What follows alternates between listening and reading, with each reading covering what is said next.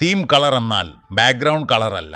നമ്മളൊരു പ്രസൻറ്റേഷൻ എടുത്താൽ അതിലെ ടെക്സ്റ്റുകൾ, ഷേപ്പുകൾ, ചാർട്ടുകൾ, ഐക്കണുകൾ ഇവയ്ക്കെല്ലാം ഒരൊറ്റ സിസ്റ്റത്തിൽ ബന്ധപ്പെട്ടിരിക്കുന്ന കളറുകളാണ്. അതായത് തീം കളറുകൾ മാറ്റിയാൽ മുഴുവൻ പ്രസൻറ്റേഷൻ്റെ നിറങ്ങളും ഓട്ടോമാറ്റിക്കലി അപ്ഡേറ്റ് ആയിരിക്കും. ഇതിനായി ഡിസൈൻ എന്ന ടാബിൽ വേരിയൻസ് എന്ന സെക്ഷൻ്റെ സൈഡിലുള്ള ഈ ആരോഞ്ഞയ്ക്ക് കളേഴ്സ് എടുക്കാം. ഇവിടെ ഒട്ടനേകം റെഡിമെയ്ഡ് നിറങ്ങൾ ലിസ്റ്റ് ചെയ്തിരിക്കുന്നുണ്ട്. പക്ഷേ ഇതിൻ്റെ റിയൽ പവർ ഇവിടെയല്ല.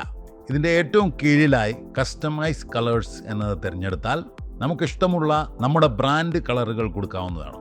സ്വന്തമായ ബ്രാൻഡ് കളറൊന്നും ഇല്ലെങ്കിൽ colors.adobe.com, colors.com എന്നിങ്ങനെയുള്ള സൈറ്റുകളിൽ ചെന്നാൽ ഫ്രീ ആയി പാലറ്റുകൾ ഡൗൺലോഡ് ചെയ്യാവുന്നതാണ്.